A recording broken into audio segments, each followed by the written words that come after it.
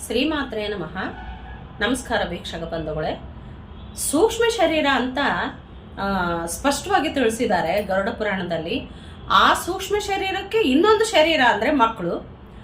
ಆ ಮಕ್ಕಳನ್ನ ಹಿಂಸಿಸ್ತಾರೆ ಅಂತನೊಂದು, ಮಕ್ಕಳನ್ನ ಹಿಂಸಿಸ್ತಾರೆ, ನೀವು ಮಾಡಿರೋ ಕರ್ಮಕ್ಕೆ ಮಕ್ಕಳನ್ನ ಹಿಂಸಿಸ್ತಾರೆ ಅಂತ. ಯಾಕಂದ್ರೆ ನಾವು ನಮಗೇನಾರ ಬಂದ್ರೆ ತಡ್ಕೊಂತೀವಿ, ಮಕ್ಕಳಿಗೆ ಏನಾರ ಆದ್ರೆ ತಡ್ಕೊಳಲ್ಲ. ನೀವು ಮಾಡಿರೋ ಕರ್ಮ ಗೊತ್ತಿದ್ದು ಮಾಡಿದ್ರೆ ಗಂಡು ಮಕ್ಕಳು, ಗೊತ್ತಿಲ್ಲದೆ ಮಾಡದೆ ಹೆಣ್ಮಕ್ಳು ಅನುಭವಿಸ್ತಾರೆ.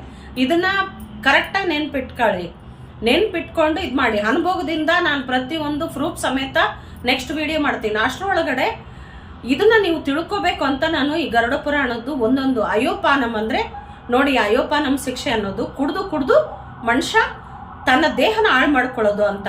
ತಾನು ಮರ್ತಿದ್ದಾನೆ ಅಂದ್ರೆ ದೇಹ ಕೊಟ್ಟೋಳ್ನ, ದೇಹ ಪೋಷಣೆ ಮಾಡ್ದೋಳ್ನ, ದೇಹನ ನಂಬ್ಕೊಂಡು ಬಂದೋಳ್ನ, ಹೆಂಡತಿ ಮತ್ತೆ ಅತ್ತೆ ಎರಡು ಒಂದೇನೆ ಆಗೋದು.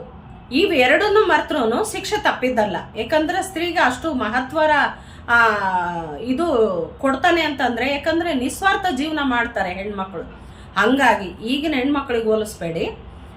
ಕೆಲವು ಹೆಣ್ಮಕ್ಳು ಧೂಮಪಾನ ಮಾಡೋದು, ಆಮೇಲೆ ತಂಬಾಕು ಸೇವನೆ ಅಂದ್ರೆ ಬಾಯಿ ಬಂದಂಗೆಲ್ಲ ಮಾತಾಡ್ತಿರ್ತಾರೆ. ತಂಬಾಕು ಸೇವನೆ ಮಾಡಿ ಬಾಯಿ ಹಲ್ಲು ಇವು ಹಾಳು ಮಾಡ್ಕೊತಾರೆ.